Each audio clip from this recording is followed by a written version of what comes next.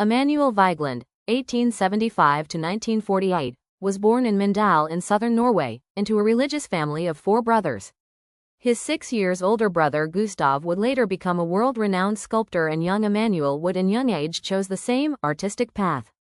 As a student at the Royal School of Drawing in Christiania, as Oslo was named then, he quickly revealed remarkable skill and ambition. Supported by leading art patrons, Vigeland was able to travel extensively and studied in Copenhagen, Paris, Italy, and Spain, where he absorbed symbolist ideas that explored the mysteries of human existence, life, sin, love, and death. These themes remained central to his work throughout his career. He made his mark as a painter of dark, emotionally charged figure compositions, before turning to fresco, an ancient and rather demanding technique of painting directly into wet plaster. Fresco is Italian and actually means fresh, as in fresh plaster. Vigeland became a pioneer of monumental decoration, creating church interiors and decorating public buildings across Scandinavia, where he combined painting, sculpture, and stained glass into unified symbolic spaces. Emanuel was a believing man, with a personal take on the Christian teachings. Through his work, he often sought to capture the great cycle of human life: birth, struggle, suffering, and death. In 1909, he received one of his most significant commissions to date, the decoration of the crematorium chapel at Vestre Gravland in Oslo, which was among the first of its kind in Norway.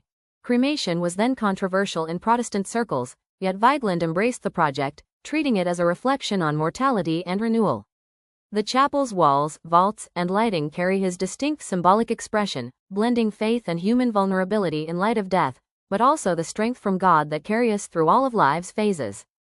Blending in ancient imagery into the chapel, Emanuel made the phoenix a central motif in the altar imagery. The mythical fiery bird, who is born out of the ashes of its old body, symbolizes that death is not the end.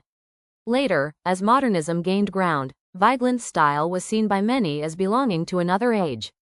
Turning inward, he began work on a more private project at his home in Slemdal, a chapel-like building, erected in his own garden, that would become his studio, museum, and finally his mausoleum. This building can be visited today, every Sunday, and contains both Emanuel's life's work, a 800-square-meter fresco painting called Vita, or Life, as well as his earthly remains.